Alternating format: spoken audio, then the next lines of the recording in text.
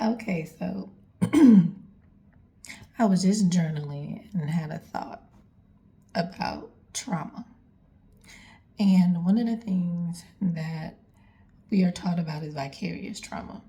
But what we don't really talk about, or what I haven't really heard anyone talk about, is how vicarious trauma can activate your central nervous system just as well as direct trauma.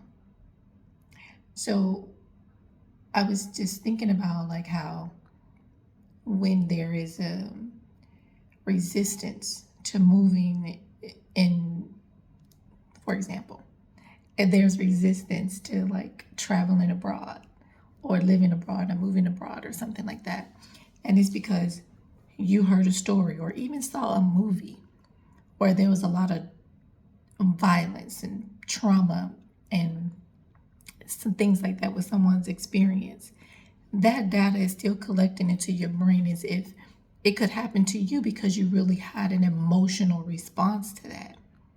And so when there is a trigger, it could trigger direct trauma or vicarious trauma.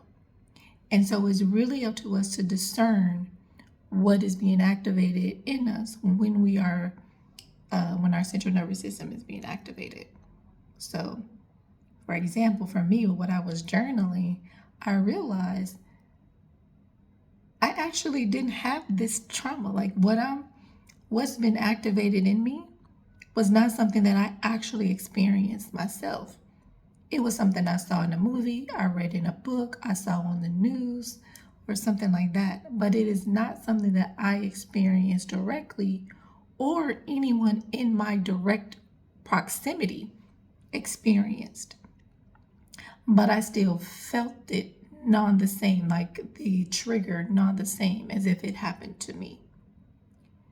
So I think we have to give vicarious trauma some we got to give vicarious trauma some acknowledgement here when it comes to navigating our nervous systems, when it comes to navigating um, um, that space that we go to when we're getting to know ourselves, when we're getting to the root of things, and we're talking about our trauma.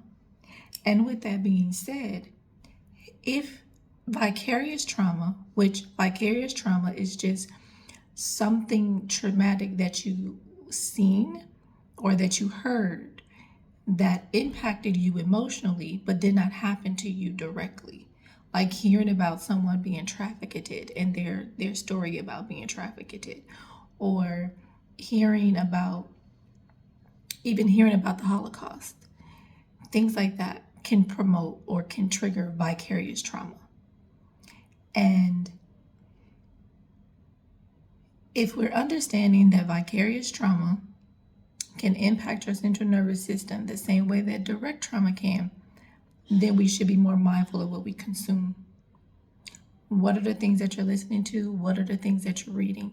Because all of that information, all of that data is being stored in your mind and is impacting you emotionally and could very well create triggers in you when you're trying to move, when you're trying to grow, when you're trying to do things.